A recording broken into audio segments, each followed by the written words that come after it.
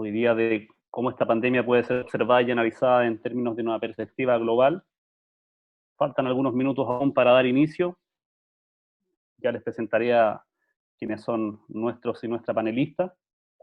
Así que damos este espacio de minutos restantes para las 3 de la tarde para que las personas se sigan incorporando a este espacio de discusión y aprendizaje, por cierto.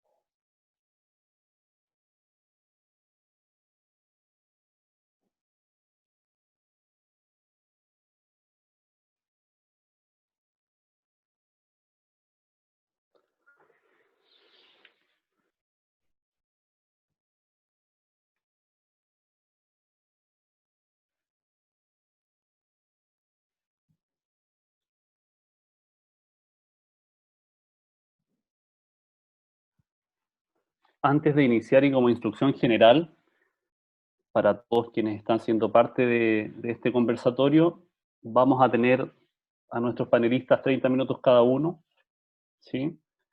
En ese espacio ustedes podrán ir haciendo sus preguntas a través del chat, y allí podrán orientar su interrogante a alguno de los dos en especial, o si es para ambos, la dejan abierta, ¿ok? Y eso lo trataremos sobre el final de ambas exposiciones en los últimos 30 minutos para que podamos enriquecer esta conversación y discusión con lo que ustedes también tengan como interrogantes o comentarios también. Así que esa va a ser la vía de conversación con ustedes a través del chat, posterior a que nuestros panelistas tengan sus intervenciones.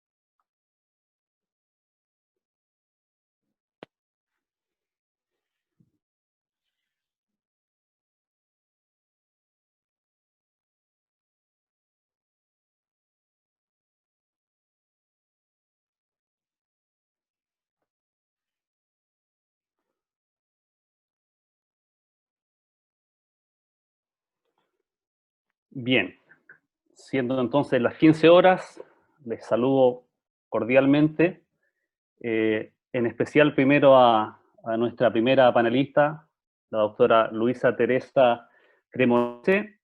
Ella es cientista política con una especialización en derechos humanos y con una larga trayectoria en el Alto Comisionado de Naciones Unidas para el trabajo con personas refugiadas.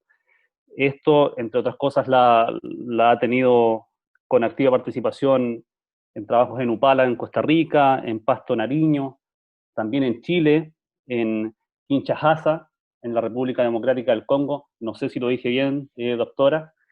Y seguramente nos podrá aportar una interesante mirada respecto de lo que, en términos globales, está ocasionando esta pandemia, fundamentalmente orientada a lo que pasa con las personas refugiadas. Observaba datos de lo que ocurre en Chile, donde gran parte de esas personas también buscan asilo, particular situación que viven las personas de Venezuela. Y usted, entiendo, doctora, también estuvo en Chile y nos podrá contar de aquello. Así que un gusto saludarla, ya le daré su oportunidad de tomar la palabra. Y saludo también al doctor Joan Benach, amigo de esta casa, del PIRI, que es el programa de internado rural en el que me toca participar, y de la maestría de salud pública, que estuvo el año recién pasado conversando con nosotros, y uno de los temas centrales que él planteaba era que la desigualdad, que las inequidades eran nuestra peor epidemia. Y sobre eso también se ha referido en estos tiempos de coronavirus, sobre todo atendiendo al caso español. El doctor Joan Benach es licenciado en Medicina por la Universidad Autónoma de Barcelona, es también máster y doctor en salud pública de la Universidad de Johns Hopkins, miembro fundador de Científicos por el Medio Ambiente, CIMA, y es hoy día profesor titular de la Universidad Pompeu Fabra. Allí, entre otras cosas, trabaja en la unidad de investigación en salud laboral del Departamento de Ciencias Experimentales y de la Salud, y dirige el grupo de investigación en desigualdades en salud, que es su tema principal de abordaje, por el cual ha publicado más de 100 artículos y muchos libros, y evidentemente será complementario con lo que la doctora Cremonese también nos pueda plantear. Así que les saludo gustosamente, les agradecemos su participación en estos tiempos de mucha virtualidad y demanda también de ser parte de espacios de discusión, que entiendo es agotador también, pero por esto mismo valoramos mucho más su participación. Así que, sin más, doctora Luisa, la invito a tomar el micrófono. Son 30 minutos que tendrá para usted poder conversar con nosotros, y después traspasaremos las preguntas que sobre el final las personas que nos acompañan. Bienvenida, doctora. Mil gracias, Gonzalo. Bueno, me da mucho gusto de ver tantas personas participando, algunas personas conocidas, queridas amigas y amigos, y otras personas. Bueno, espero de poderle aportar algo de interés. Le comento de antemano que he decidido de abordar el tema que ustedes me propusieron desde un ángulo particular, desde el punto de vista de las mujeres y el impacto en ciertos sectores de la vida de las mujeres que esta pandemia, que este COVID-19 ha tenido. Y quisiera llevarlos a hacer un pequeño viaje en 3 países y en 3 continentes diferentes. Obviamente estará Chile, país que tengo en el corazón y que pues espero poder volver a visitar pronto. Está Italia, donde me encuentro en este momento preciso y que es mi país de origen, y está la República Democrática del Congo. Yo estuve trabajando en Kinshasa varios meses después de haber salido de Chile, y ahí me encontré cuando empezó la pandemia. Me repatriaron por cuestiones bueno, de que la situación era un poco complicada ya, pero desde mi casa sigo trabajando para la operación del ACNUR, de la Agencia para Refugiados de Naciones Unidas, y bueno, aportando bueno, lo que se pueda desde acá. Con respecto al tema, yo he organizado un poco mi pequeña charla alrededor de unos sectores, de los cuales abordaré solamente algunos aspectos, porque si no, pues necesitaríamos un taller completo. Abordaré el tema económico, la salud, el trabajo del cuidado, el trabajo doméstico en la casa, el tema de violencia de género, el tema de las mujeres en crisis humanitarias, y cerraré con, bueno, espero una voz de esperanza con respecto a un nuevo modelo de desarrollo, un nuevo modelo de vida que esperemos podremos ser en grado de construir a raíz de esto que estamos viviendo todos. Bueno, con respecto al tema economía, me llamó mucho la atención los datos y las cifras que tienen que ver con la ocupación de las mujeres y la comparación entre el tema ocupación de las mujeres antes del COVID y ahora, que a pesar que no hayan pasado demasiados meses, pero ya tienen un impacto bastante fuerte en la vida de todo el mundo, pero de las mujeres de forma particular. Si arrancamos desde Italia, podemos ver que la ocupación pre-COVID de las mujeres en Italia no era altísima, era de hecho la más baja de Europa.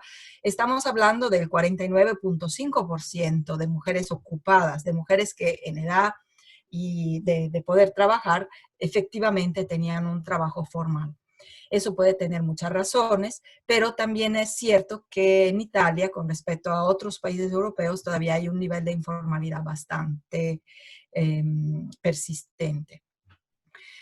Y lo que se notó es que mientras las mujeres con empleos formales entraron en los mecanismos estatales de apoyo y de subsidio, las mujeres que estaban en el sector informal se encontraron en una situación extremadamente complicada porque le venía a faltar no solamente el ingreso, sino también toda la red de cuidado, toda la red de asistencia y de apoyo que le daban las escuelas, las guarderías, los abuelos o otros miembros de la familia que hubieran podido ayudar en cuidar a los hijos y a las hijas. Y de hecho se encontraron en una situación bastante complicada. Se deterioró definitivamente la calidad de la vida, sobre todo de mujeres de escasos recursos, de trabajos informales y mujeres que son jefas de hogar. Un paralelo muy parecido a lo que pasó en Chile o lo que está pasando en Chile, ¿no? Donde vemos que también el desempleo creció. Es definitivamente más alto el desempleo femenino con respecto al desempleo femenino del año pasado. El número de mujeres ocupadas en Chile también colapsó. Ustedes tenían un nivel bastante alto, entre 52 y 53% de mujeres empleadas, y ahorita estamos al 47 y algo por ciento.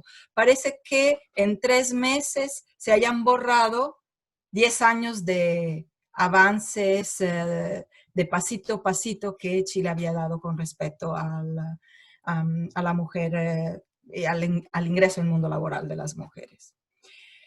Discurso muy diferente para la República Democrática del Congo.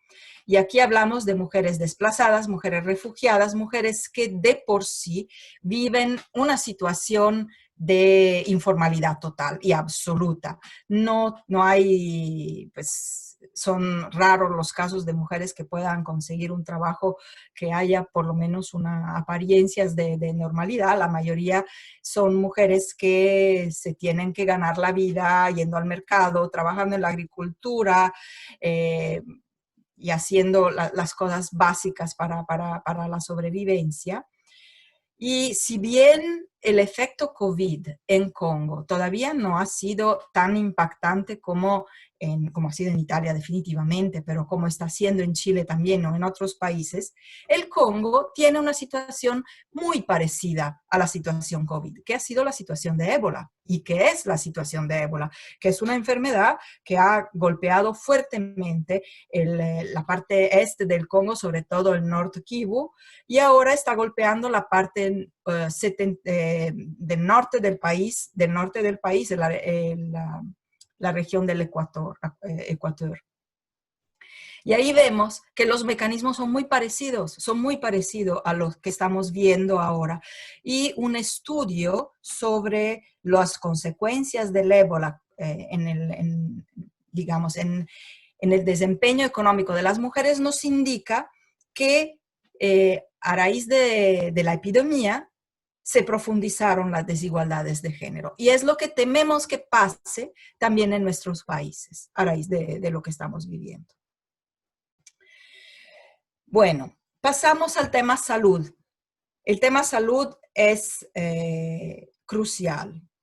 Es crucial porque en un momento de pandemia, en un momento de enfermedad, lo que uno quiere, lo que uno aspira es tener una respuesta de salud coherente, una respuesta de salud efectiva. En Italia hubo un poco de todo. Hubo unas regiones donde el sistema de salud es todavía totalmente público, como el Véneto, que es la región donde me encuentro yo, en Padua. La respuesta ha sido fantástica. Es decir, si algo nos llevamos a casa de esto es que la salud tiene que ser pública, punto. No puede ser otra cosa. Lombardía, que en los últimos 20 años es una región al lado, es donde está Milán, por decir. Es una región muy desarrollada, rica, una próspera, con mucho, mucho movimiento económico. Bueno, en Lombardía en los últimos 20 años han empujado una privatización de los servicios de salud de manera muy fuerte. Y miren qué pasó. Ahora, de pronto vamos a tener que mirar más estudios para ver si esto es cierto o menos, pero lo que nos indica es que la salud privada o privatizada o semiprivada, semipública, no ha respondido de la manera tan efectiva como pasó en el Véneto, donde inmediatamente todos los protocolos se adoptaron en todos los centros de salud, donde la respuesta fue organizada y armónica. En Lombardía cada quien hacía como le parecía, como se le daba la gana, sobre todo al inicio cuando no había una directiva fuerte del nivel central. Entonces lo que ahí vemos es, si comparamos la respuesta de la salud semiprivada de la Lombardía y privada y la salud pública, totalmente pública, que encontramos en el Véneto, y estamos al lado, las dos regiones están al lado. Padua se encuentra a menos de 300 kilómetros de Milán, pero fue completamente diferente y el número de muertos de Lombardía lo demuestra.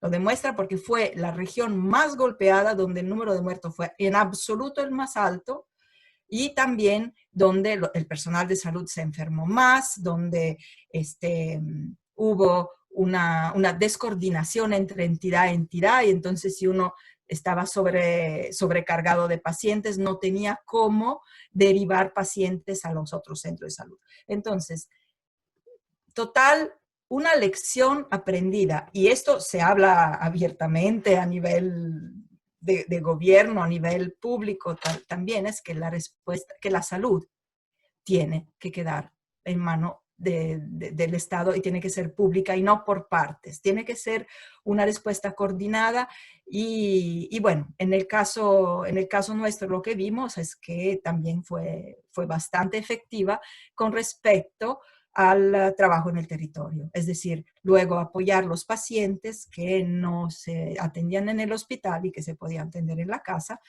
Mismo yo y mi hijo que tuvimos que volver a Italia en el medio del desastre total, nos siguieron diariamente para ver si desarrollábamos síntomas, obviamente hicimos la cuarentena y todo esto.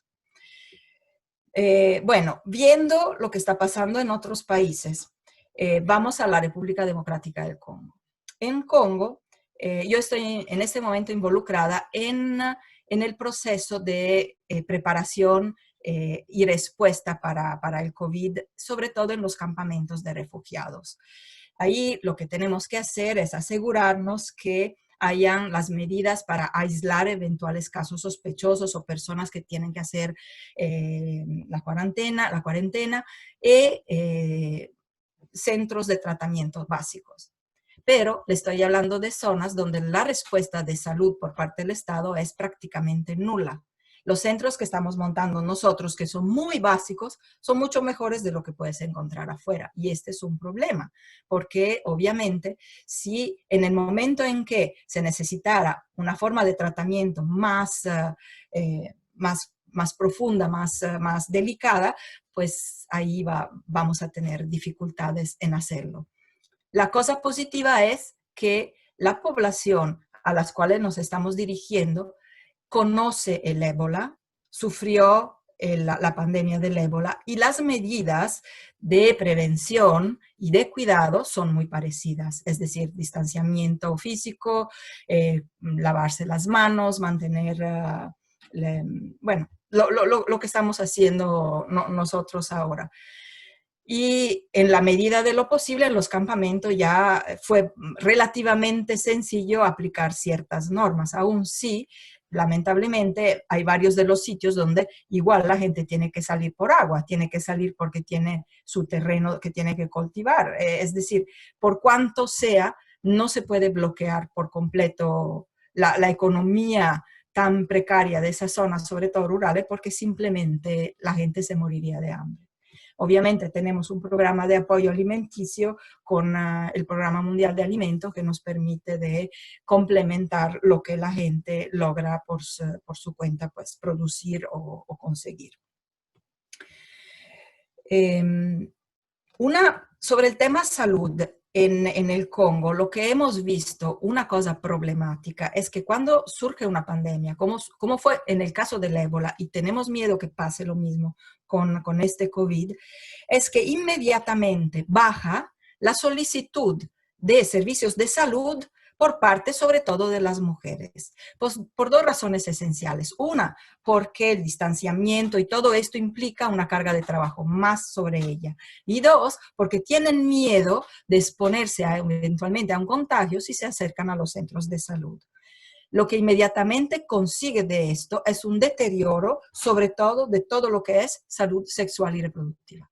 Inmediatamente hay una falta y una problemática que tiene que ver con esa parte. Con respecto hay un tema que para mí es muy importante, es la exposición de las mujeres a los riesgos de contagio. Ahora, las mujeres hemos visto con ébola en el Congo y hemos visto en Italia con el COVID, las mujeres tienen una exposición al virus mucho mayor, prácticamente el doble de los hombres, por el trabajo que hacen, porque, por ejemplo, el personal, esto es muy diciente, el personal sanitario en Italia que se enfermó de COVID fueron 66% mujeres y 34% hombres de personal sanitario. Y este es diciente. Bueno, uno puede decirme, hay más mujeres que están como enfermeras y tal, pero no es solamente esto. Es justamente porque son en la primera línea. Lo que pasa es que luego las mujeres han muerto de COVID en números muchos menores que los hombres. Entonces se pierde ese dato de la enfermedad, porque si uno se fija solamente, pero murieron más hombres que mujeres. Sí es cierto, pero si miramos el contagio es bastante más alto en las mujeres. En España peor todavía. El personal de salud en España que se enfermó de COVID fueron 72% mujeres y 28% hombres.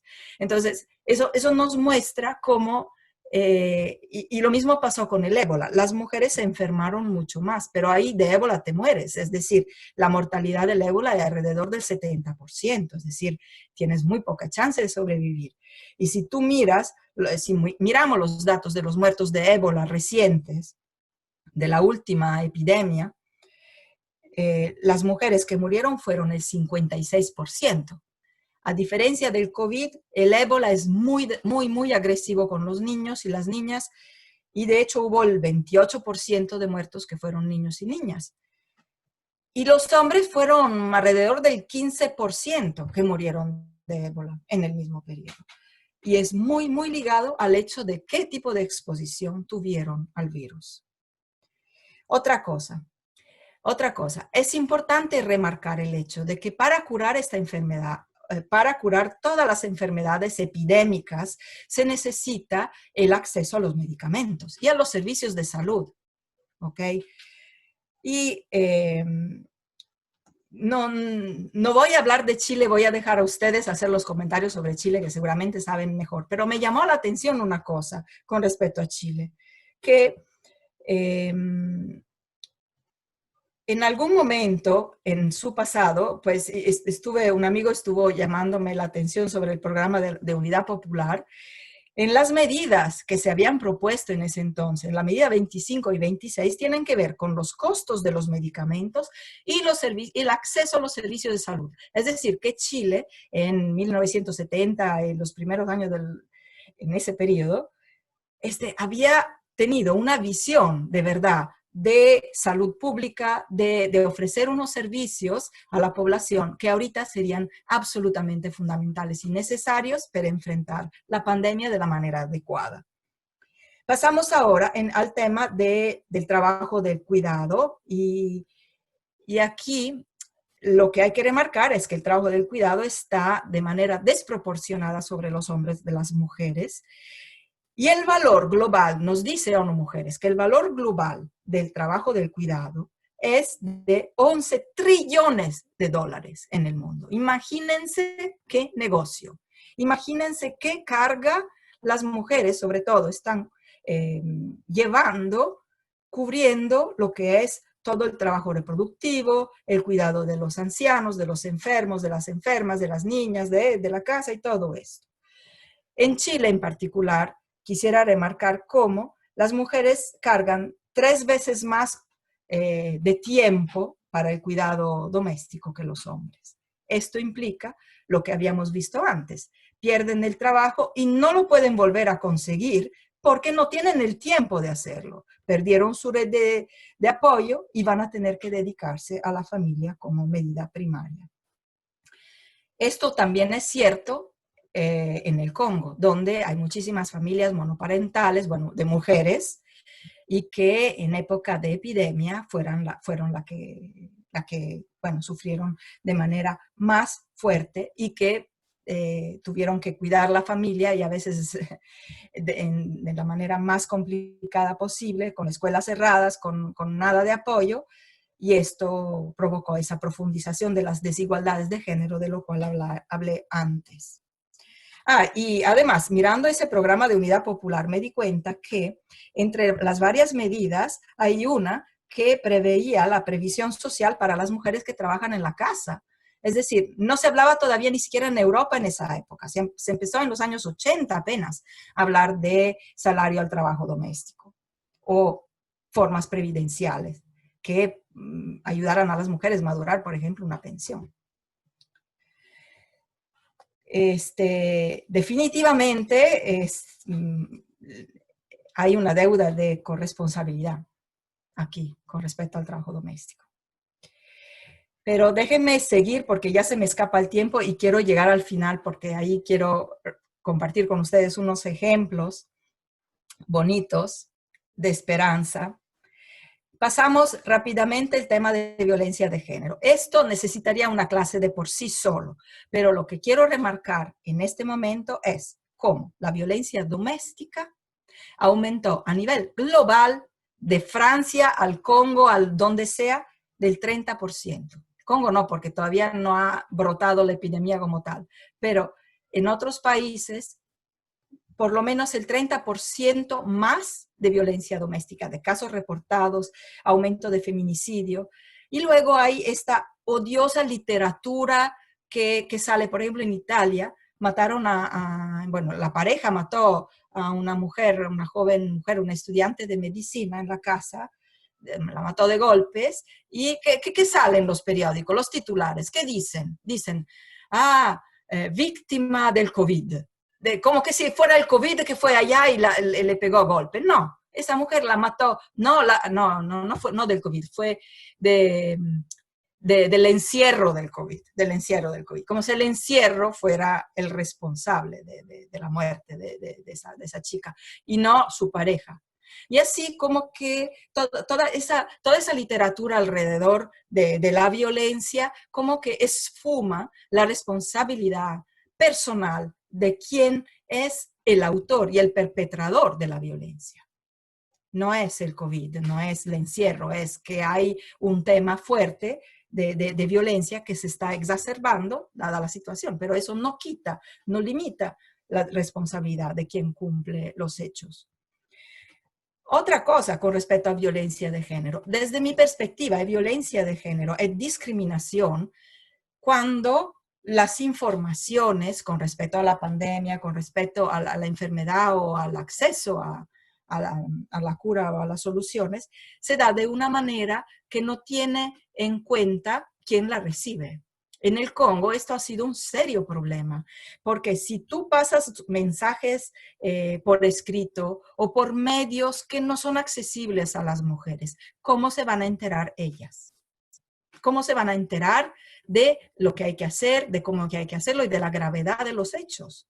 Entonces, esa comunicación que es míope con respecto al lector, al auditor, al receptor de la información. Es una forma de discriminación y termina siendo una forma de discriminación de género porque han sido las mujeres, en el Congo particularmente, que han sufrido más la falta de información con respecto no solamente al COVID ahora, donde estamos trabajando, espero que más o menos bien, pero con el ébola antes, con las otras enfermedades que se están llevando miles de gente en ese país.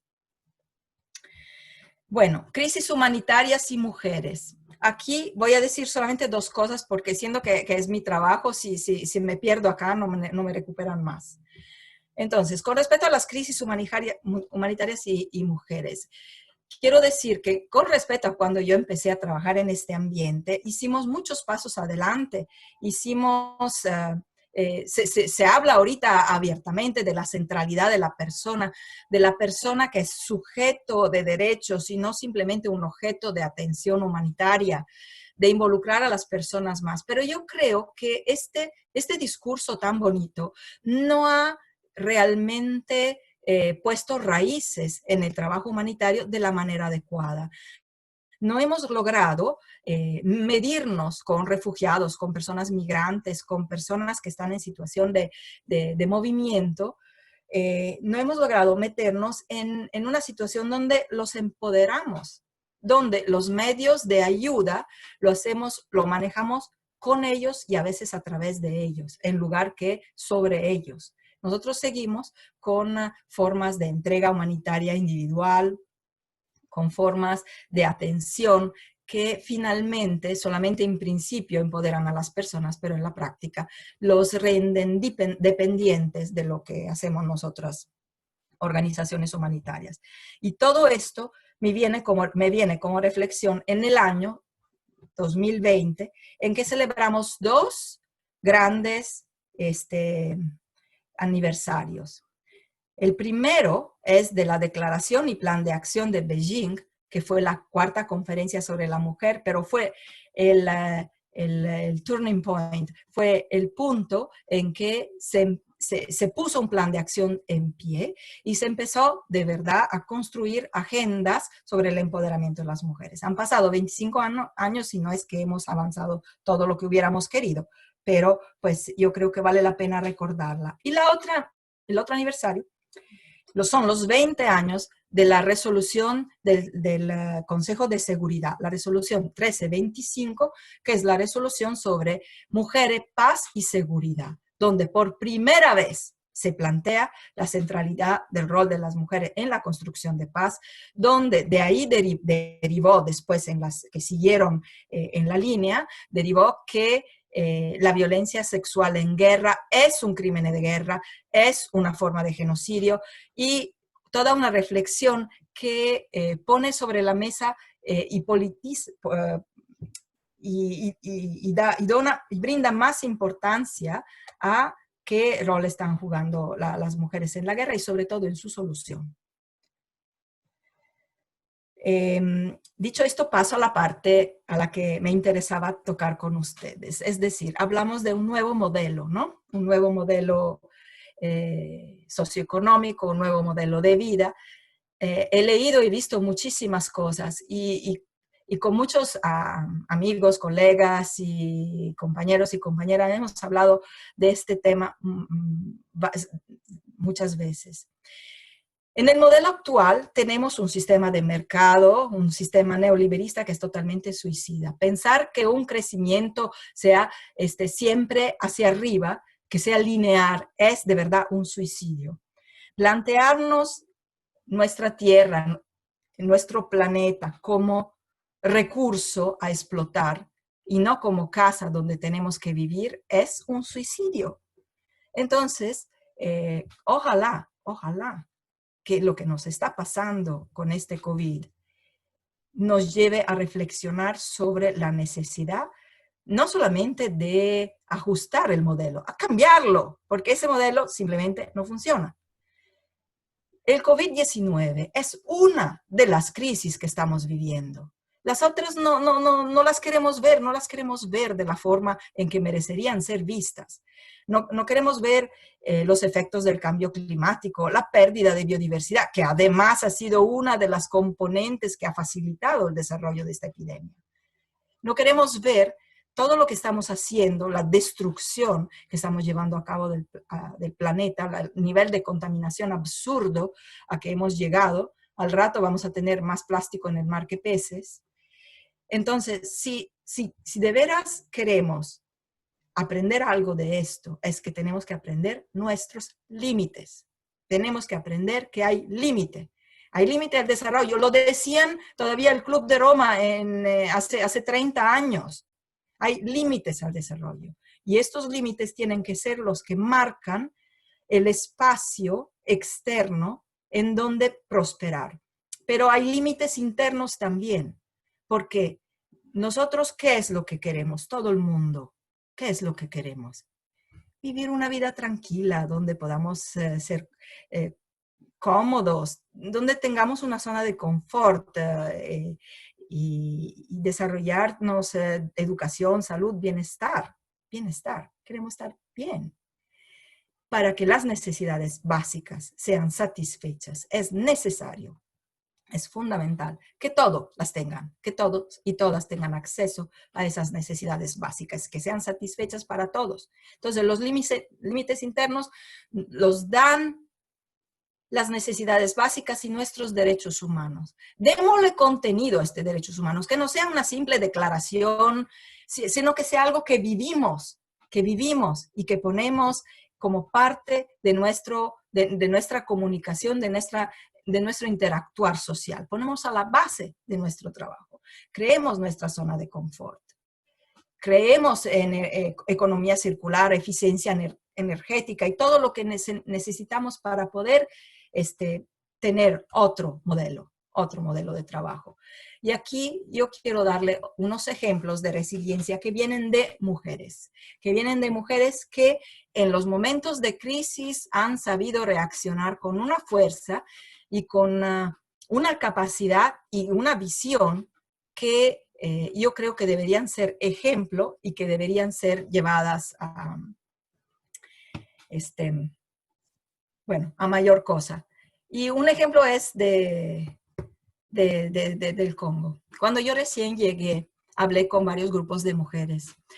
Y ustedes saben que el Congo es uno de los países donde la violencia sexual es más violenta y más pervasiva y más expandida. Es considerado por parte de entidades de Naciones Unidas el peor país en el mundo en donde ser niño o niña. El peor.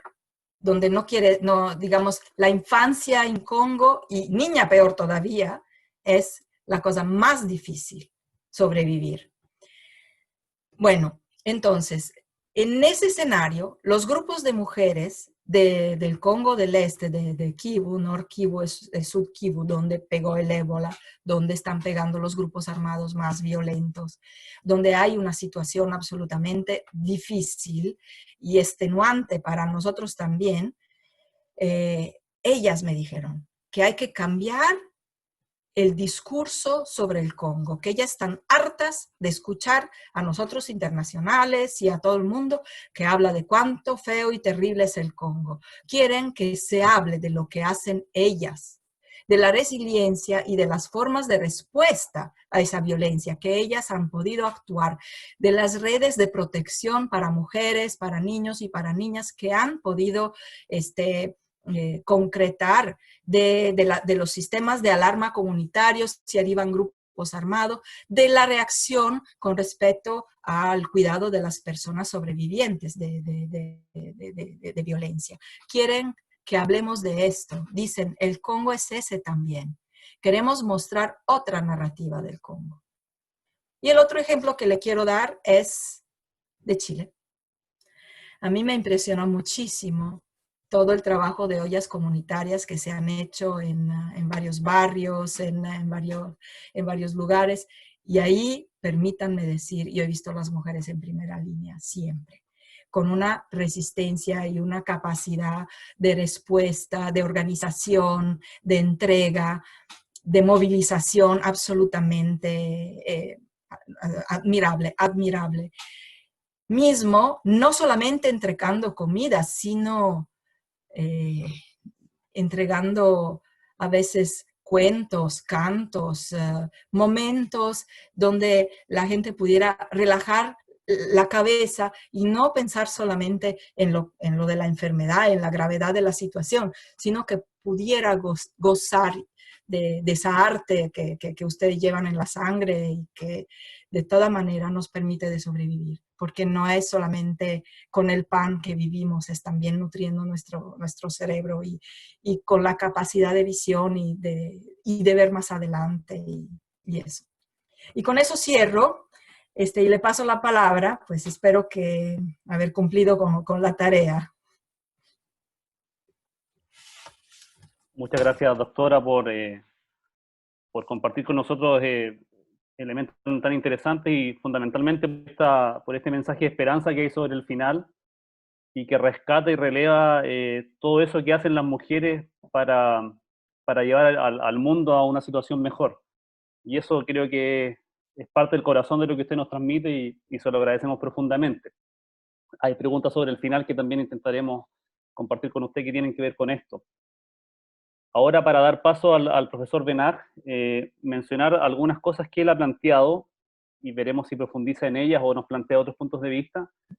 Pero en un primer momento, en marzo, él escribía sobre que el relato oficial del coronavirus ocultaba una crisis sistémica, que la doctora Cremonese también la menciona y deja entrever esto como la crisis ecosocial que nos está afectando.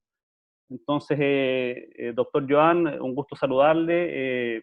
Le entregamos la palabra para que pueda también tocar con nosotros los elementos que usted considera que tenemos que mirar en esta perspectiva global vinculada a lo que está ocasionando la pandemia. Así que el micrófono es todo suyo. Bueno, buenas tardes, buenas noches aquí en Barcelona. Es un gusto para mí poder compartir un rato con todas vosotras y vosotros, con Luisa Teresa Cremonese y también, por supuesto, daros las gracias, Gonzalo. Recuerdo mucho la visita que hicimos a Temuco hace unos meses. Marcelo, Angélica, Andy, toda la gente que habéis organizado pues, este evento. Es para mí un placer estar aquí, tener un rato para hacer algunas reflexiones y compartir quizá algunas ideas. Bueno, voy a hablar en estos minutos voy a intentar tocar 4 puntos, algunos más rápidos, otros un poco más lentos, otros los daré un poco telegráficamente, porque el tiempo es el que es, pero me parece que son puntos todos ellos importantes. Voy a hablar primero de algunas características generales de la pandemia, desde la salud pública en un sentido amplio. Después voy a comentar telegráficamente algunas, creo que, de las lecciones más importantes que nos deja esta pandemia. Las causas de la pandemia, estamos viendo en estos meses, en estas semanas, cómo vemos muchas historias reales e importantes que se visibilizan sobre las personas, el sufrimiento, etcétera, y eso es clave, pero también es clave, y quizá incluso más, en algún sentido, entender las causas de todo eso, ¿no? De esos sufrimientos y de todas estas situaciones, de lo que está pasando y de lo que puede pasar. Y por último, intentaré también hacer algunas reflexiones finales sobre la pospandemia o lo que puede ser la pospandemia, aunque nadie sabe cuándo va a terminar todo esto, ¿no? Bueno, voy a empezar entonces con algunas características generales de la pandemia y la salud pública. No cabe duda de que estamos ante una pandemia que marca un antes y un después en la historia humana. Es una pandemia desconocida por su globalidad y por su velocidad. Nunca ha pasado, podemos referirnos a muchas pandemias en el pasado, pero por distintas circunstancias del mundo actual no ha ocurrido una pandemia que se haya transmitido a lo largo y ancho de todo el planeta y en 6 meses tengamos la situación que tenemos hoy día, ¿no? Para ver un poco el impacto desde la salud pública, voy a dar algunos datos generales, pero voy a referirme también al caso de España, del Estado español, para ejemplificar un poco algunas ideas, ¿no? Estamos ahora mismo en una situación en la cual según los datos oficiales, y por eso hago referencia a eso, tenemos más de 10, casi 11 millones de infectados y medio millón de muertes. España es el segundo país en el mundo con mayor exceso de mortalidad, según datos más o menos recientes. ¿Por qué digo esto? Porque creo que los datos oficiales que continuamente vemos en los medios de comunicación no reflejan la realidad. No estamos viendo todavía la realidad. Creo que vamos a tardar meses, si no años, en entender de forma global y de forma integral qué está pasando, cuál es el impacto, los múltiples impactos que tiene la pandemia. Eso no quiere decir que no podamos tener un retrato más o menos general y se ha hecho mención a un tema tan importante como el tema de género, ¿no? por parte de Luisa Teresa.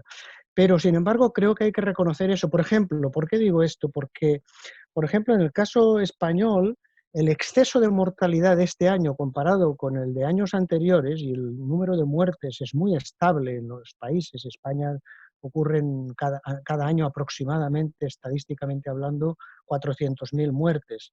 Bien, este año ha habido un exceso de mortalidad que se acerca al 60%. Pero eso ha ocurrido en muchas otras partes del mundo, ¿no? Por ejemplo, en Madrid ha superado un 175%. En una zona, antes se hacía referencia a Lombardía, en Bérgamo, según los datos que yo manejo, ha pasado del 500% en cuanto al exceso de mortalidad. Eso puede reflejar algo de lo que no sabemos todavía muy bien, pero que tiene que ver con la mortalidad por la COVID-19, pero también por otro tipo de mortalidades relacionadas con la propia infección, porque obviamente al poner en tensión todo el sistema sanitario y muchos de los procesos sociales y laborales, todo eso está influyendo, si no cabe duda, en el impacto en la salud y también en la mortalidad. Bien, en relación con el tema de la mortalidad, la pregunta que también nos podemos hacer es en quién ha afectado, hasta donde sabemos y hasta donde tenemos información fiable. Bueno, hay tres grandes ejes. Yo estoy pensando en los países donde creo que tenemos un poquito más de información, puesto que la pandemia se ha ido distribuyendo progresivamente desde China, Europa, Estados Unidos, ahora Brasil es uno de los centros también, en África está creciendo, en América Latina. Entonces, tenemos un impacto que claramente ocurre en la clase obrera, y eso incluye no solamente a la clase obrera, sino también y la clase trabajadora en general, sino situaciones que viven los inmigrantes. Al tema de género se ha hecho mucha mención y muy acertadamente, en mi opinión, durante la exposición anterior, pero también a toda la mortalidad que ha habido en las residencias de ancianos, ¿no? Las residencias de ancianos, para darnos una idea, en España el 70% de las muertes, de esas 28.000 muertes registradas, tienen que ver con lo que ha pasado en las residencias de ancianos. En algunas regiones o algunas comunidades autónomas el porcentaje de muertes alcanza casi el 90%.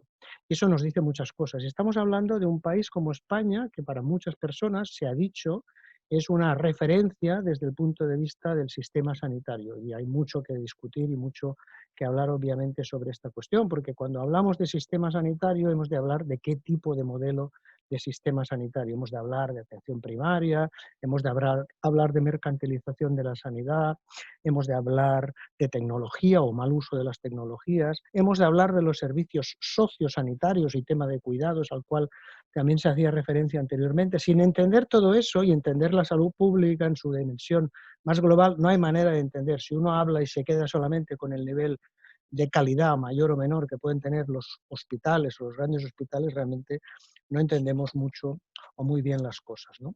Bueno, entonces, esta situación de impacto creo que ha producido lo que algunos autores han denominado, yo también he utilizado esta expresión, una situación de medicina de la catástrofe. Una situación que se vive en muchos casos en el día a día en los países más empobrecidos y con menos recursos del mundo, puesto que muchas veces por falta de recursos lo que hay que hacer es elegir entre quién puede vivir y quién puede morir en un momento dado, y eso ha ocurrido ante el colapso que se ha producido en algunos países y, por ejemplo, también en el caso de España. Hemos visto un esfuerzo descomunal por parte de las profesionales y los profesionales sanitarios y sociales para hacer frente, muchas veces sin equipamiento, sin recursos, que han llegado tarde y han llegado mal. También se ha visto la falta de preparación que había para hacer frente a una pandemia, no solamente porque se avisó quizá tarde, sino porque además, a pesar de muchos indicios y muchos avisos que había por parte de expertos desde hace bastantes años, los sistemas públicos y de salud pública no estaban preparados para hacer frente. Y por supuesto, y también se ha dicho, la importancia capital, fundamental, de unos servicios sociosanitarios públicos en los cuales no podemos hacer frente ni a esta pandemia ni a otras pandemias que pueden venir. Obviamente ahí hay todo un discurso que podemos discutir en relación con la mercantilización de la sanidad, pero también de la educación y otros servicios que se ha ido produciendo a lo largo de los últimos decenios, ¿no? Prácticamente cuando empiezan las grandes oleadas neoliberales en los años 70 y 80. Y sin servicios públicos, como se ha dicho, no se puede hacer nada. Es como sería inimaginable, es como privatizar el parque de bomberos, ¿no? O sea, hay el riesgo de que puedan haber incendios en una ciudad o donde sea, o en un bosque. ¿Y qué diríamos si tuviéramos un tipo de incendios, un tipo de parque de bomberos privado, en el cual según haya un incendio en una parte o no haya un incendio en otra parte, pues actúa o no actúa? Es ridículo, es absurdo. Y por tanto, solamente, como también se ha dicho, con estos sistemas sociosanitarios públicos es posible hacer frente a todo esto. Por último, en este primer punto, destacar también otro elemento de lo mucho que no sabemos. Estamos rodeados de incertidumbres, continuamente están apareciendo artículos y artículos científicos y informes, pero el grado de falta de conocimiento, y eso es muy lógico y muy natural, ¿no? Porque estamos en un mundo en el cual la investigación científica pues es lenta, tardas tiempo, tardas meses y no años, y por tanto no tenemos una claridad realmente en cuántas personas están infectadas. Se dan datos, pero sinceramente creo que son datos que no reúnen en muchas ocasiones una fiabilidad pues a veces incluso mínima, ¿no?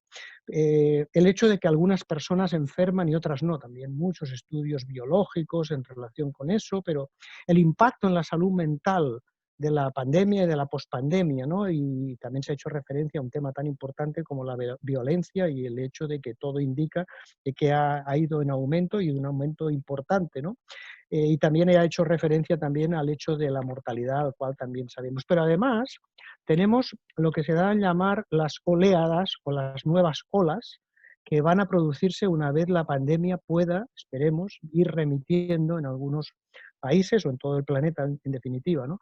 Tenemos la oleada o la primera ola que tiene que ver con la mortalidad, con la morbilidad, con el impacto crónico que va a quedar en muchos pacientes, en muchas personas, todo el impacto de los sistemas, del sistema de las personas que no han podido acudir a los servicios públicos, que han quedado retrasados sus atenciones, sus enfermedades crónicas, etcétera, y todo lo que viene con la crisis económica tan fuerte que tenemos ya encima de la mesa en términos de economía, de desigualdad, de precarización y de impacto en la salud mental. Por tanto, repitiéndolo, estamos en una situación todavía de enorme incertidumbre para tener una radiografía mínimamente completa de la realidad. Por supuesto, el tema de la vacuna, hay mucha especulación sobre el asunto de las vacunas, de los tratamientos, el tema de la inmunidad de las personas, sabemos relativamente poco y por tanto todo eso nos indica que obligatoriamente tengamos que tener cierta cautela en muchas de las cosas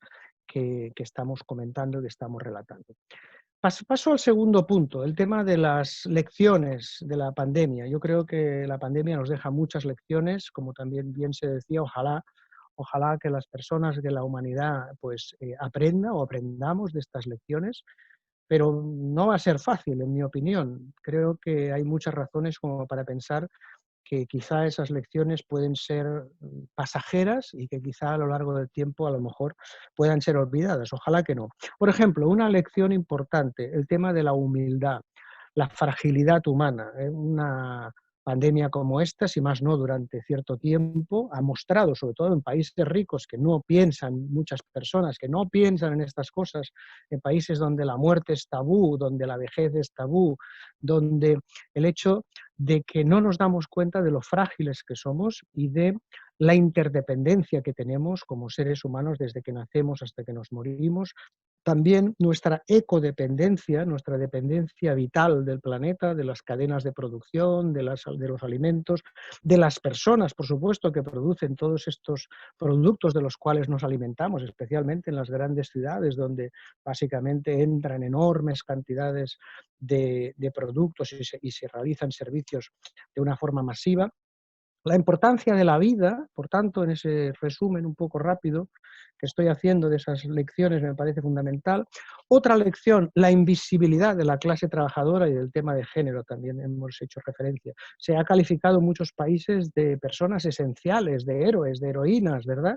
Pero las personas que sostienen la vida, pero me temo que si volvemos a lo que se llama la vieja normalidad, vamos a entrar nuevamente en una deriva que nos puede volver otra vez de lo que a veces se conoce como el business as usual, ¿no? Seguir las formas de funcionamiento económico y demás que nos llevan sinceramente a una situación de catástrofe, una situación catastrófica en los próximos años o en los próximos decenios.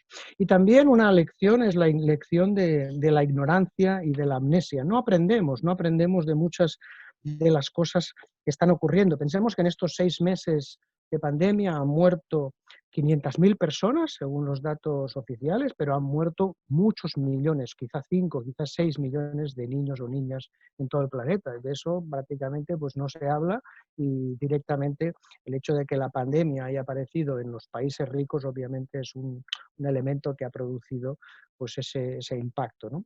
Otra lección, la lección de la desigualdad, claro está. La pandemia, se habla de una pandemia y obviamente es una pandemia global, afecta a muchos países, a muchas personas, a muchos territorios, pero también afecta claramente mucho más, antes también he hecho referencia, a unos colectivos, a unos grupos sociales determinados. Hemos hablado del tema del género, el tema de la clase social, el tema de la migración, el tema de las zonas y barrios más obreros que no tienen en muchas partes del mundo la posibilidad de confinarse o de tener una vivienda adecuada. Pensemos, por dar un dato, que hay hoy día, según los estudios oficiales y algunos un poquito más críticos, 2/3 partes de la población mundial de estos 8.000, casi 1.000 millones de personas que viven en el planeta sobreviven con menos de $5 diarios.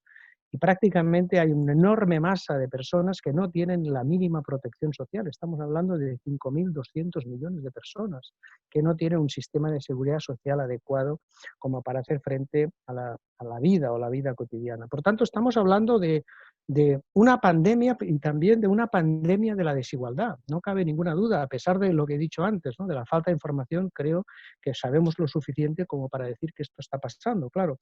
Y eso afecta pues, a determinados colectivos, ya hemos hablado de algunos de ellos, pero podríamos añadir además a todo lo que tiene que ver con la gente que sobrevive en la calle. En muchos países del mundo el 60, 70, 75% de las personas sobreviven mediante un trabajo informal, sin ningún contrato estable, ¿no?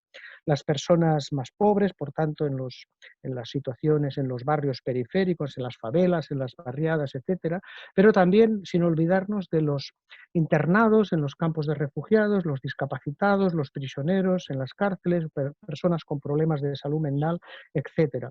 ¿Todo eso qué quiere decir? Quiere decir que si ya teníamos una situación desastrosa desde el punto de vista de la desigualdad en salud antes de la pandemia no hace otra cosa que amplificar y extender esa desigualdad y ese impacto en la salud y en la vida en general, ¿no? Creo también, y es también una lección muy rápida, no solamente la voy a citar de pasada, pero creo que merecería mucha reflexión, quizá lo podemos hacer después, todo el tema de la fe en la tecnología, como si la tecnología nos va a resolver los problemas. Los filósofos hablan de tecnolatría o de tecnofilia, ¿verdad? Esa fe según la cual la tecnología nos va a resolver los problemas de la humanidad, cuando no tiene nada que ver. Si uno quiere entender el mundo, uno tiene que entender la realidad desde el punto de vista de cómo funciona, y no es nada fácil, por otro lado, entenderlo, pero y uno tiene que entender cómo funciona el capitalismo. Sin entender eso no se entiende casi nada, y no se entiende la salud, y probablemente, y también voy a hacer referencia enseguida a ello, no se entiende la pandemia, ¿no? Por tanto, el tema de lo que algunos autores han llamado la tecnohumildad, la necesidad de ser mucho más humildes con esas tecnologías que hemos desarrollado, algunas para bien y otras bastante para mal, en la humanidad a lo largo de la historia. Y eso tiene que ver también con otro gran debate, que es el debate del imaginario del progreso, y también antes se hacía referencia a esto, ¿no? Esta visión de que vamos avanzando, de que la humanidad va progresando, de que cada vez tendremos más cosas, y consumiremos más, y progresaremos, y que creceremos más. Este tipo de cosas que es absolutamente irrealizable, es imposible en un planeta finito que eso pueda suceder, es imposible mantener crecimientos del 2, del 3%, doblar la economía en unas pocas décadas. Es imposible y nos lo hemos de poner en la cabeza. Y por tanto esto nos abre también todo el enorme debate que tiene que ver con el parón del crecimiento económico. Se hacía referencia al Club de Roma anteriormente, fue publicado un informe crucial, Los límites del crecimiento, 1973. Han pasado casi 50 años de ese aviso tremebundo de cómo está la humanidad. Voy a decir alguna cosa más sobre este tema, ¿no?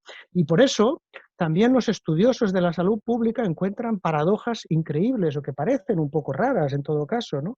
Y es esa situación en la cual cuando hay una crisis económica, cuando baja el PIB, que de eso hablamos cuando hablamos de crisis económica en gran medida y otras muchas repercusiones que pueden producirse, la mortalidad general, ¿qué pasa? Pues cuando hay una crisis económica en general, lo que pasa es que la mortalidad se reduce. ¿Y por qué se reduce? Porque el capitalismo cuando crece genera muchos problemas, genera mucha contaminación, genera mucha precariedad, genera muchos accidentes. Obviamente cuando hay una crisis lo que ocurre es que aumentan, por ejemplo, las muertes por suicidios, pero globalmente hablando se reduce la mortalidad, lo cual es una paradoja que puede parecer extraña, pero tampoco lo es, ¿no? Bueno, voy a hablar un poquito muy rápidamente, eso lo voy a tocar rapidísimamente, sobre el tema de las causas de la pandemia. Mucha especulación, muchos comentarios, muchos artículos están saliendo sobre el tema, pero voy a hacer solo una reflexión. Todo indica, todo parece indicar que la pandemia o las pandemias, porque repito que el tema de la pandemia no es un tema nuevo, lo han dicho muchos autores desde hace 30 años. Bill Gates tiene un famoso vídeo, creo que fue en el 2015, diciendo que la pandemia estaba aquí, y la OMS lo dijo hace unos meses, y muchos informes de los estados mayores militares lo han dicho. O sea, no estamos ante una... Hay una película que se llama Contagio del 2011 que se parece muchísimo a lo que está pasando hoy día, si la tienen ocasión de ver, ¿no? ¿Cuáles son las causas? Todo nos indica que las causas de la pandemia tienen que ver el crecimiento el aumento de cada vez más problemas con numerosas infecciones, tiene que ver con los siguientes datos. Primero, con una urbanización en aumento enormemente grande, con la deforestación de grandes zonas o grandes masas forestales, con la pérdida de biodiversidad, muchos especialistas tocan este punto como un tema claro, el crecimiento de la agroindustria masiva, desde luego el turismo global y globalizado, que sobre todo en las últimas décadas se ha extendido masivamente por todo el planeta.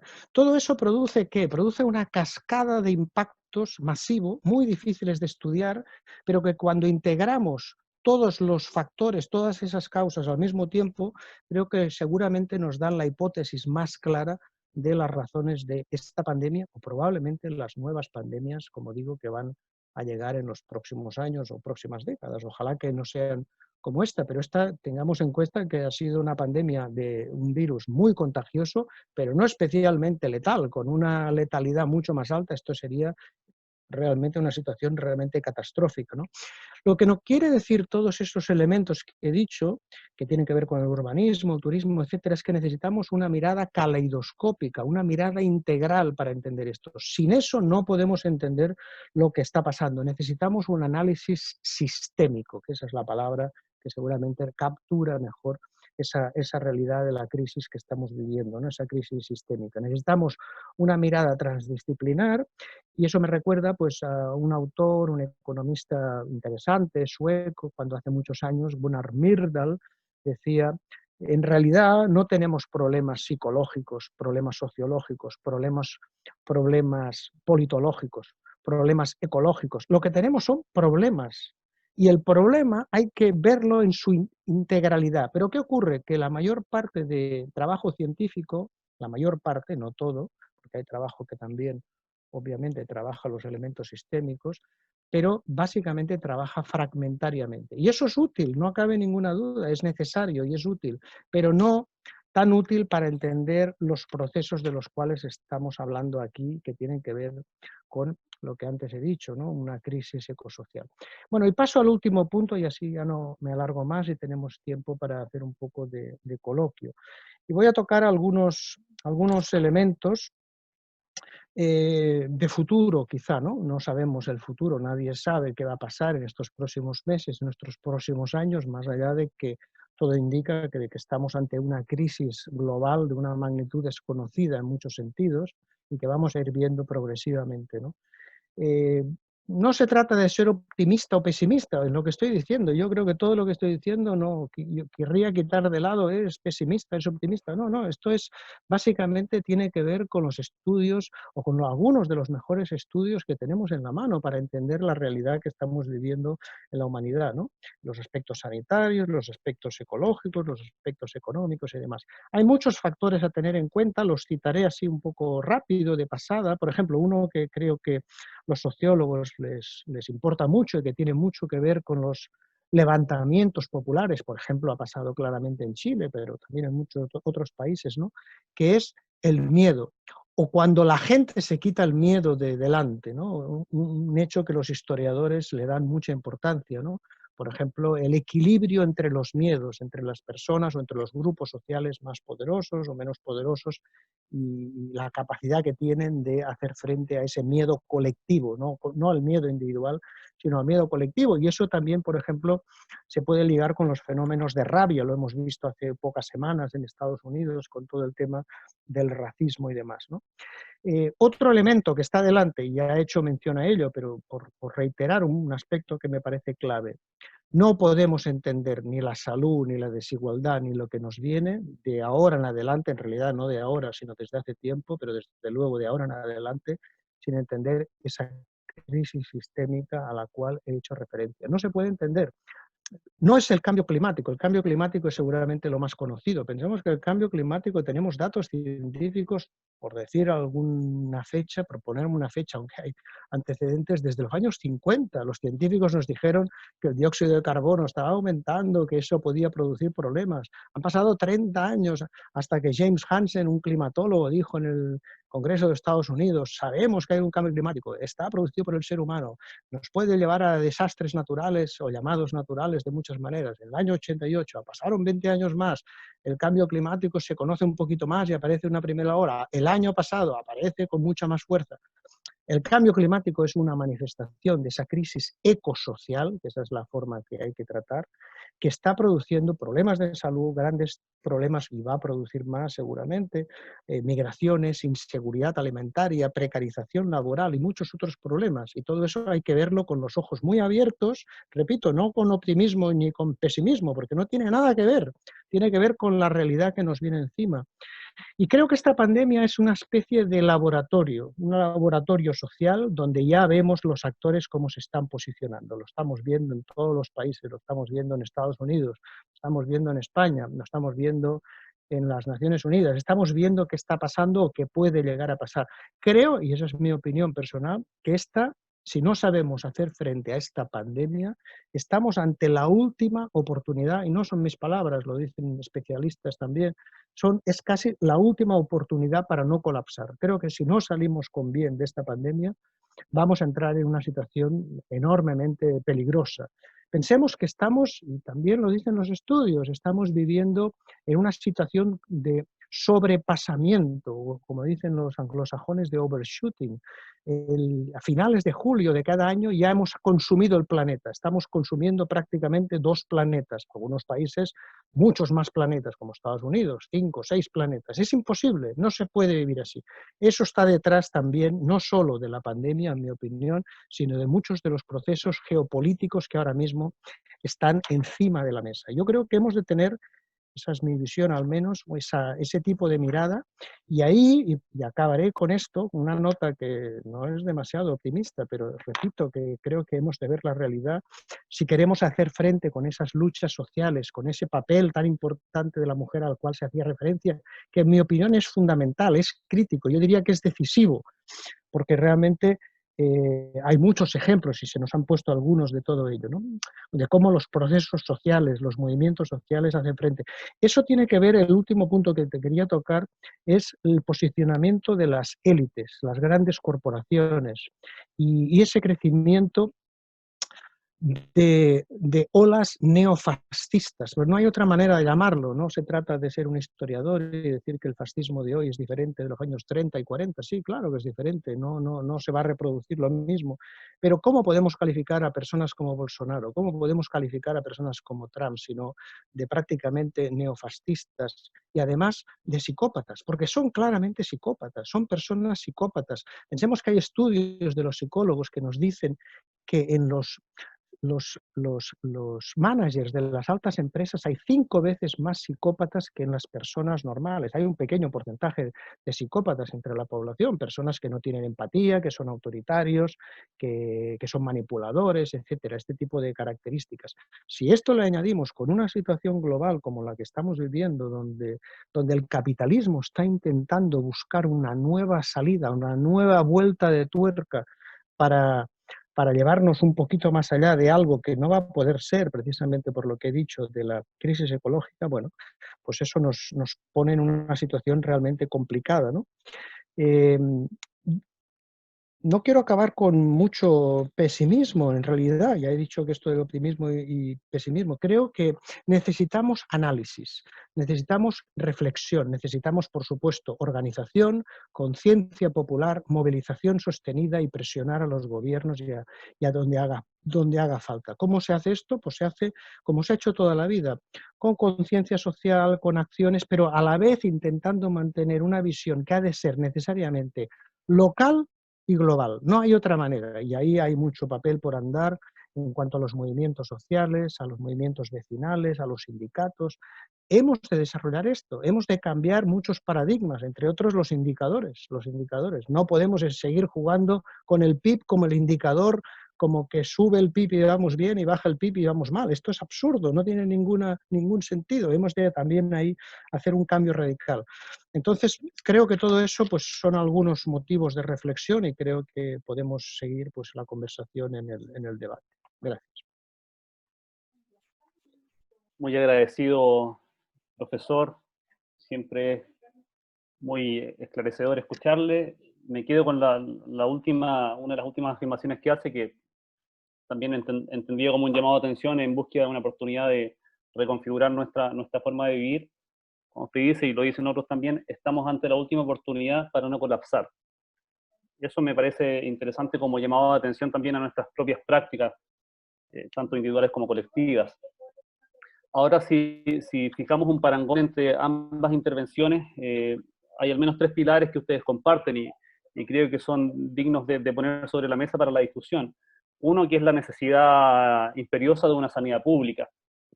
Ambos lo mencionan en su desarrollo. Por otro lado, también, y en virtud de esta crisis ecosocial, plantean que hay límites para el desarrollo. No todo puede ser este consumo desenfrenado que estamos viviendo. Y también hay una mención respecto de la necesidad de una respuesta coordinada, de una mirada integral y sistémica. Y sobre estas cuestiones también las personas que están participando de la discusión han planteado preguntas que les voy a compartir para que en primer punto la doctora Luisa Teresa los pueda abordar. Hay preguntas para ella y preguntas para ambos. Así que voy sobre ellas para que luego tomen el micrófono y las puedan recoger. Ingrid Alarcón hace una mención que respecto a estos desafíos que son, ¿cierto?, pareciera ser muchos, respecto de los modelos de desarrollo y de crisis de representatividad, ¿cuáles serían, en tanto desafíos, los cambios que requiere adoptar Naciones Unidas en este contexto? Esa es una primera pregunta. También hay una pregunta que le pediría a ambos que la puedan tocar, es que sobre el final Luisa planteaba la resiliencia, pero desde un punto individual de las mujeres, ¿cierto?, con los ejemplos que nos contaba, y la pregunta de Saúl Figueroa apunta a cómo esta resiliencia puede ser expresada desde lo colectivo como sociedad, y es una invitación también que hace Joan sobre el final. También Marta Romero plantea una pregunta, bueno, compleja por lo demás, respecto de cómo hacer tomar mayor conciencia a la población de que esta pandemia es real, ¿sí? Que se debe tomar en serio, de que pareciera ser que en países latinoamericanos el aumento de contagios es preocupante porque algunos no se lo han tomado con tanta seriedad, de acuerdo a lo que entiendo plantea Marta. Y en ese sentido, pedirles que a ambos puedan abordar esto que Andrés Cuyul, que es colega nuestro, ha planteado como esta epidemia del monoculturalismo, en donde pareciera ser que, de acuerdo como se planteaba por parte de Joan, la tecnología es la única respuesta, pareciera ser que la epidemiología y el trabajo de los números fuese la única respuesta. ¿Qué opinan de esta ubicación en lugares subalternos de los otros saberes que pudiesen ayudar a reubicar nuestra respuesta en esta pandemia?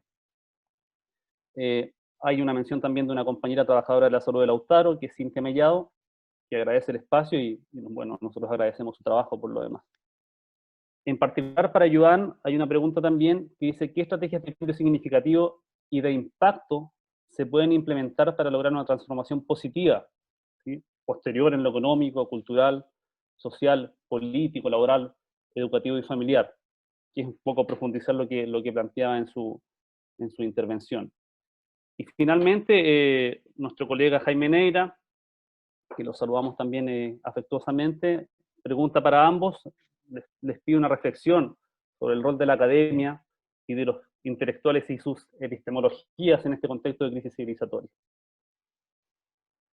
Y bueno, Viviana Ferrer toma el último punto que planteaba Joan respecto del neofascismo. Bueno, ¿cómo nos cuidamos de los neofascistas que están tan entrometidos en el poder económico? Bueno, preguntas por lo demás que no son sencillas de abordar, pero veremos la manera de poder compartir algunas reflexiones y respuestas. Tenemos para varias semanas. Doctora Luisa, si puede por favor coger el micrófono y responder. Sí, claro. Bueno, con respecto a la primera pregunta, pues gracias Ingrid por tu pregunta.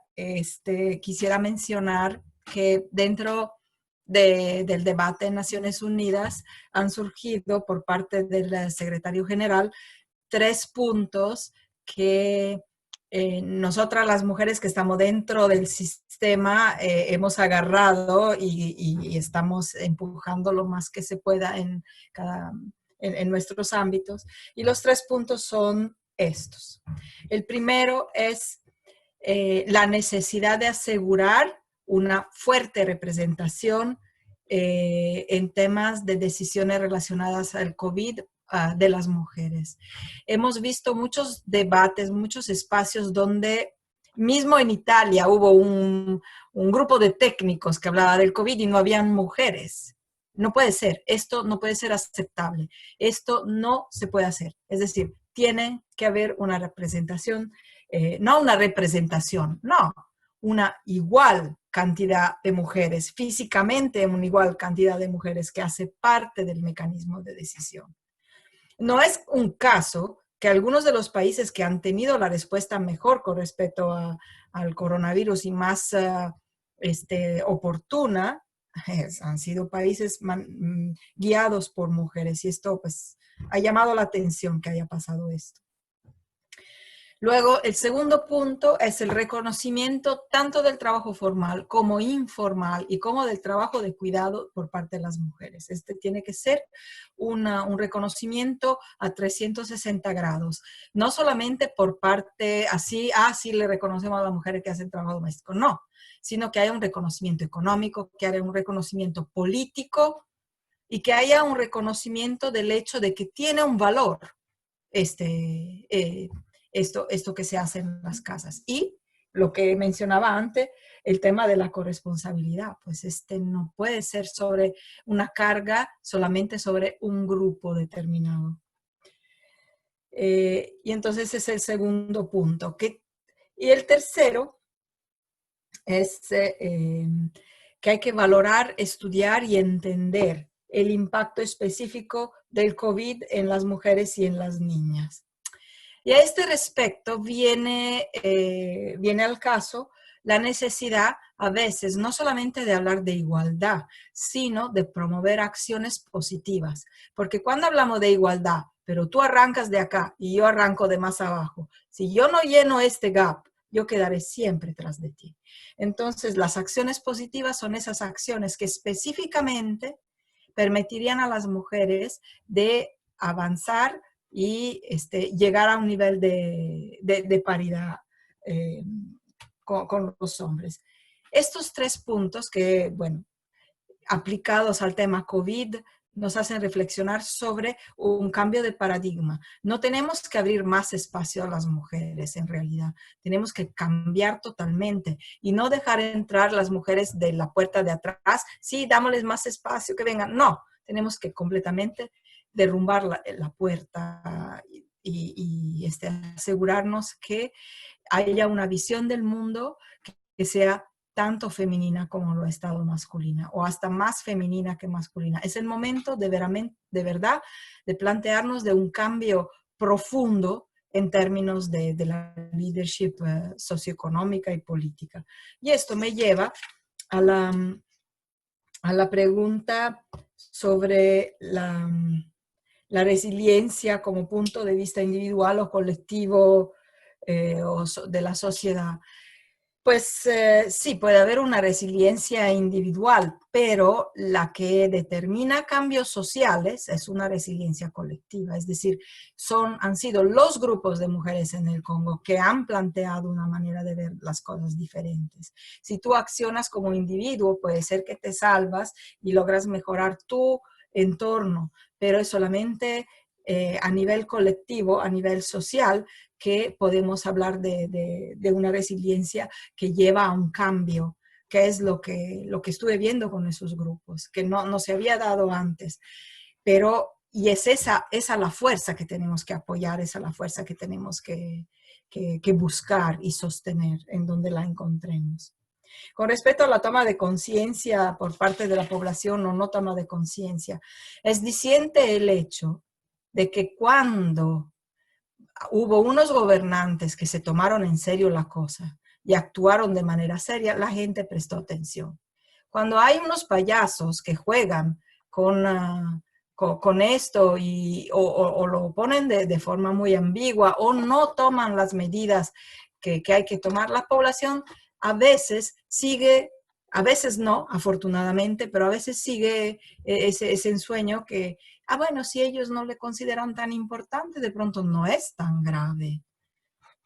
Y ahí, pues, hay un problema.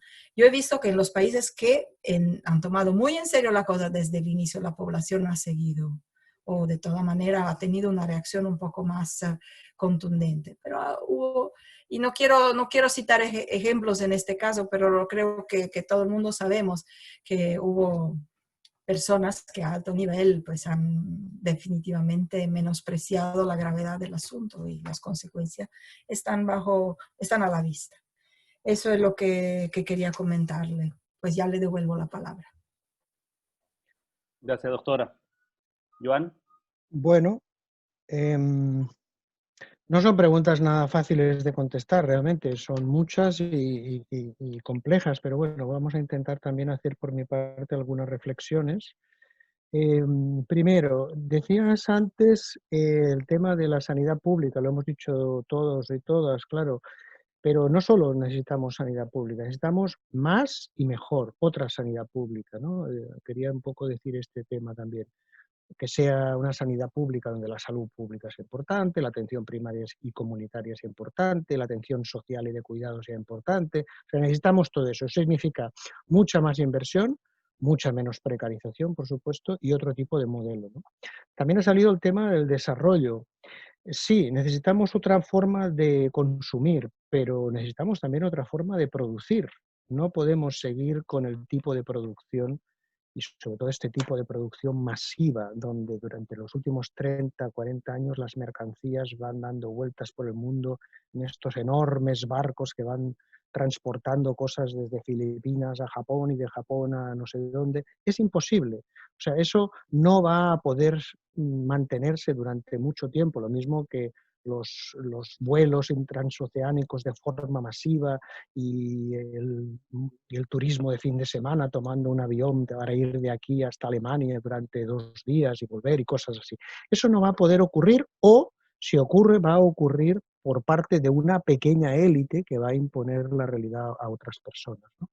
Por tanto, necesitamos otro tipo de metáfora que nos sea útil en relación a lo que es el desarrollo, y por eso la metáfora del vivir bien o una vida buena creo que nos ayuda bastante. Una vida, como también antes decía Luisa, una vida pues más feliz, más sana, más digna para todas las personas, ¿no? Y eso no consiste en absoluto en tener más cosas, en gastar más y etcétera, ¿no? Este tipo de situaciones. Bueno, paso a otro punto y tiene que ver con la observación que se ha hecho sobre el conocimiento, ¿no? El tema de la mirada integral, la mirada sistémica. A ver, yo lo he reiterado y lo he enfatizado porque me parece muy importante. Eso no quiere decir que no necesitemos ciencia o ciencias, entre comillas, normales. Pero necesitamos realmente, o como dice Boaventura de Sousa Santos, una ecología de saberes, una visión mucho más amplia, donde la ciencia o la ciencia fragmentada, reduccionista, funcione y nos sea útil, y muchas otras cosas. También el saber popular, ¿no? Y también una manera de saber integrar mucho mejor la realidad, para conocerla mejor, para ser mucho más humildes. Por eso otra pregunta que hacía referencia a la academia o a los números, a la epidemiología normal. A mí me encanta la epidemiología, yo me enamoré hace muchos años de la epidemiología, pero creer que la epidemiología es lo mismo que la salud pública es ridículo, es absurdo, no tiene nada que ver. O sea, claro que los números son muy poderosos, claro que los números nos ayudan a entender parcelas de la realidad, pero con números tú no puedes captar muchos elementos cualitativos, valorativos, que son esenciales en la vida humana y en general en la vida, ¿no? Y eso requiere otro tipo de conocimientos, otro tipo de técnicas, otro tipo de enfoques, y en ese sentido, pues otra vez, la humildad, ¿no? No puede uno, porque uno sabe de determinada especialidad, sea epidemiología, sociología, geografía o no sé qué, creerse que el mundo hay que mirarlo por el agujero de esa especialidad. Está bien, eso tiene su valor, no cabe ninguna duda, pero repito, para muchos problemas a los cuales nos hemos de enfrentar hoy día necesitamos una mirada mucho más integral e integrada, una mirada sistémica y, a ser posible, además, histórica. En ese sentido, la academia, las universidades tienen que hacer profundísimos cambios.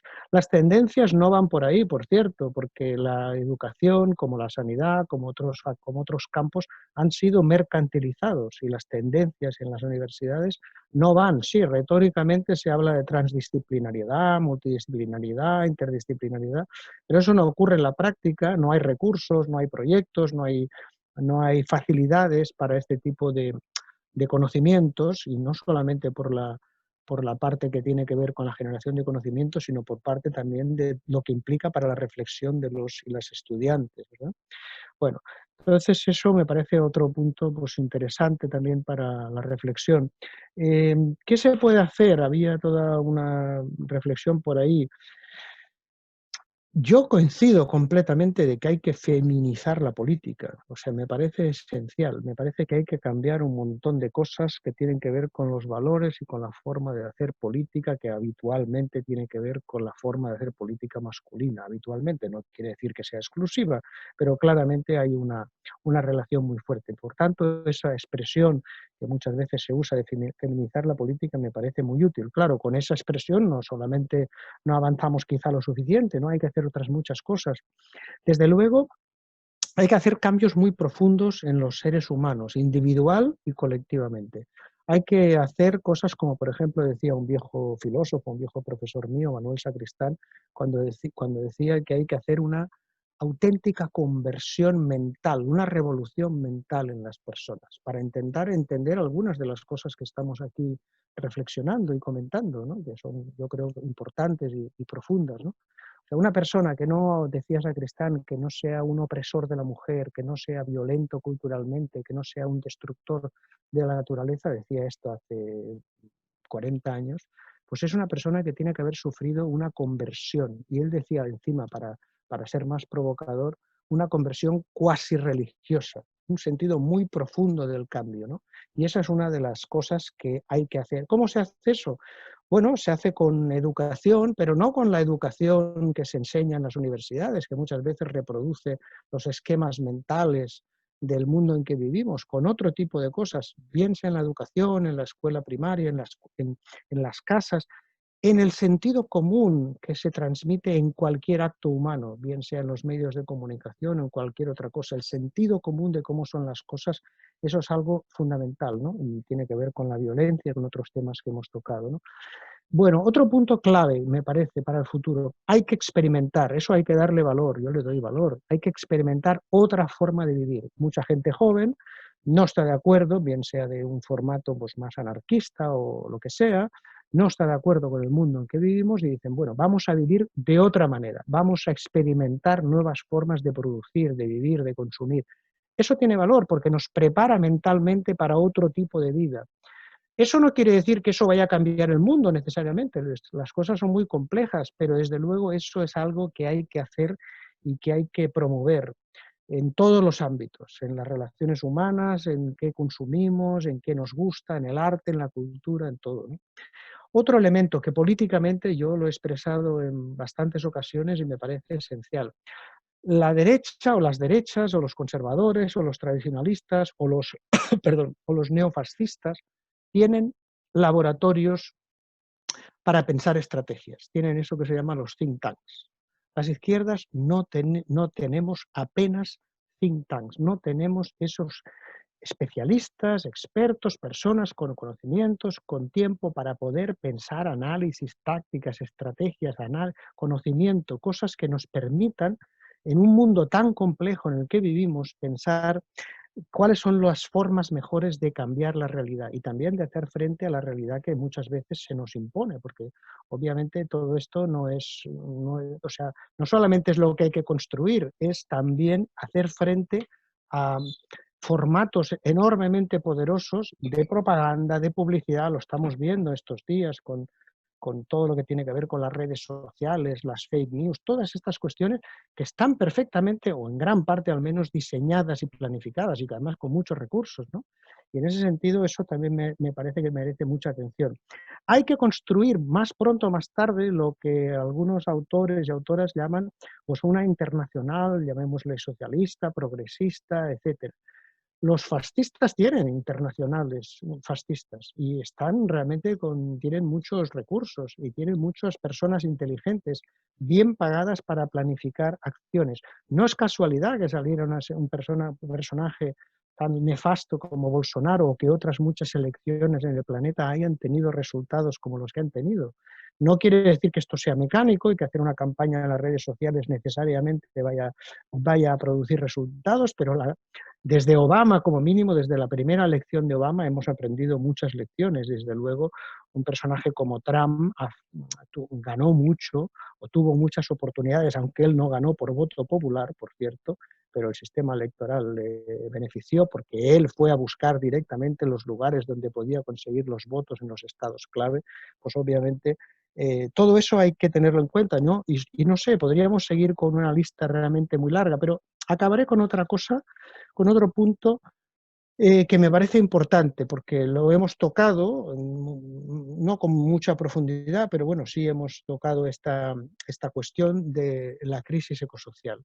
Del mismo modo que la pandemia ha significado una revolución en nuestras cabezas, en nuestras vidas, y lo va a seguir siendo en estos próximos tiempos, por todo lo que significa en el campo sanitario, social, económico, cultural también, probablemente porque puedan venir otras pandemias, hay que hacer mucho, mucho caso a dos cosas. Uno, a cómo funciona el capitalismo, y eso es fundamental, eso se debería enseñar en las escuelas, claro, pero es que esto es fundamental. El capitalismo funciona con un crecimiento sin fin, con una acumulación de capital permanente. Eso es imposible. Entonces, eso es literalmente imposible en un planeta finito como el que vivimos. Si no se entiende el capitalismo, no se entiende la salud. Yo les digo muchas veces a mis estudiantes, ¿no? No se entiende literalmente, porque obviamente no es decir el capitalismo y una frase, una palabra y ya está, ¿no? Hay que entender lo que hay detrás de esa palabra, los procesos económicos, culturales, publicitarios, militares, por supuesto, y muchas cosas más, ¿no? Pero hay que entenderlo, porque si no, no se entiende. Y eso con otro proceso que es clave, y también he hecho mención a ello antes, y que es la crisis ecosocial. No, no es una crisis ecológica, es una crisis ecosocial, porque lo social y lo ecológico están íntimamente relacionados. Y ahí hay muchas caras y hay muchos estudios de enorme calidad que nos muestran los peligros que tenemos enfrente. Y uno de ellos, voy a citar uno que no se habla y que lo tenemos delante casi de nuestros ojos, y los especialistas, los buenos especialistas, sí lo citan, y es la crisis de energía y materiales. Estamos acercándonos a una crisis muy poderosa de energía y materiales. El capitalismo fosilista funciona con petróleo barato. Esto se va a acabar, no va a durar muchos años.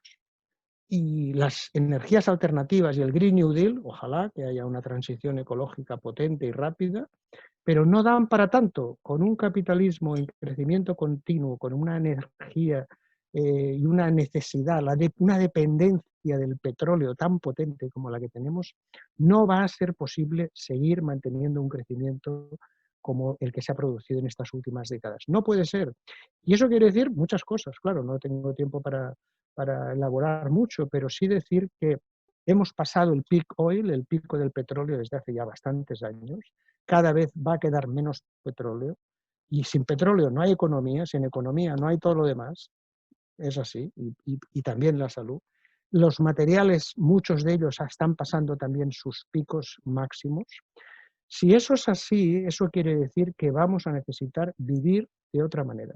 Y cuanto antes aprendamos esta lección y cuanto antes entendamos que hemos de ir a sociedades mucho menos complejas, porque la complejidad, la resiliencia es una cosa que se da de golpe con la complejidad. Sociedades tan enormemente complejas no pueden ser sociedades muy estables. Son sociedades precisamente enormemente vulnerables. Y vamos a ir a sociedades mucho más simples, en las cuales vamos a tener que aprender, como digo, a vivir, producir, consumir y relacionarnos seguramente de otro modo. El riesgo es que esto no sea una salida democrática y una salida pues tranquila, adecuada, digna, como hemos comentado, sino que sea una salida de lo peor que puede venir, ¿no? Que puede venir por vías, como he dicho, neofascistas, militares, de cualquier tipo. Y eso está encima de la mesa, porque eso los grandes corporaciones, las élites y los estados mayores militares saben perfectamente de lo que estoy hablando. Lo saben porque lo han escrito. Lo que pasa es que esto no aparece en los medios de comunicación.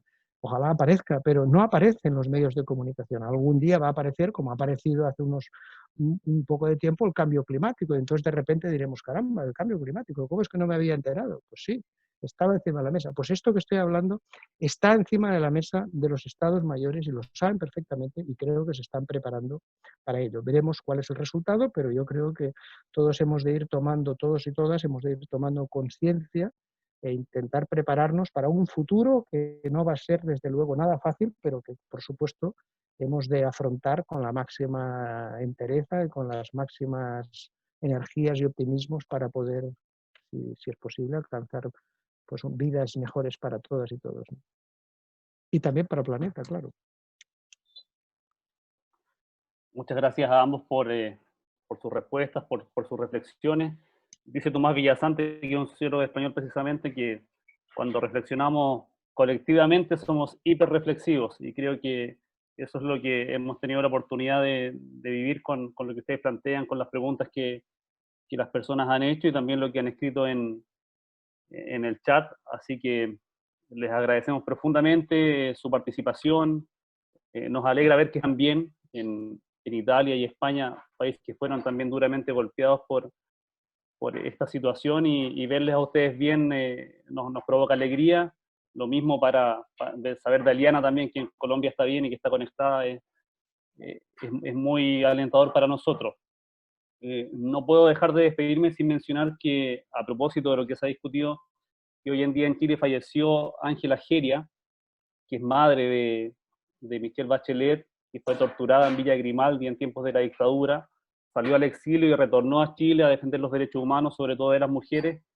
Así que como espacio político también académico no podemos dejar de mencionar su fallecimiento el día de hoy.